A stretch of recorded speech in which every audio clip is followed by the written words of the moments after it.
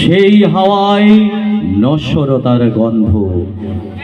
তবু ফাঁসির আগে দীনেশ গুপ্ত চিঠি লিখেছিল তার বৌদিকে, আমি অমর, আমাকে মারিবার সাধ্য কাহারও নাই।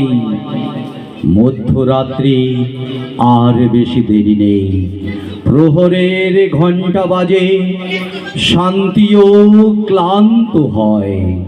শিয়রের কাছে এসে মৃত্যুও বিমর্ষ বোধ করে। কন্ডেম সেলে বসে প্রদ্যোৎ ভট্টাচার্য লিখছে, মা, তোমার প্রদ্যোৎ কি কখনো মরতে পারে? আজ চারিদিকে চেয়ে দেখো, লক্ষ্য প্রদ্যোৎ তো তোমার দিকে চেয়ে হাসছে। আমি বেঁচে রইলাম মা, অক্ষয়।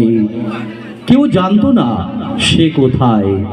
বাড়ি থেকে বেরিয়েছিল ছেলেটি, আর ফেরেনি।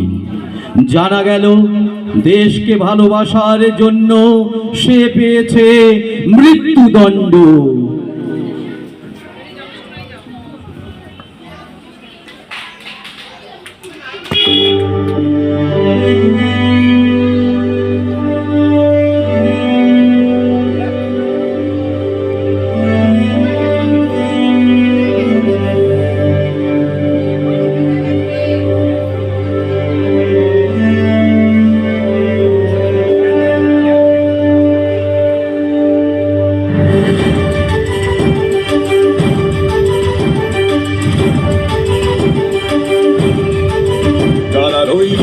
কপাট ভেঙে ফেল করলে লোপাট, রক্ত জমাট শিকল পূজার পাষাণ বেদী।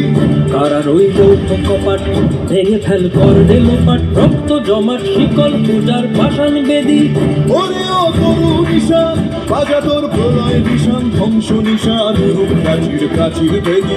ওরে ও তরু নিশান, বাজা তোর প্রলয় নিশান, ধ্বংস নিশান রূপ প্রাচীর প্রাচীর বেদী। কারা রইল কপাট ভেঙে ফেল করলে লোপাট, রক্ত জমাট শিকল পূজার পাষাণ বেদী।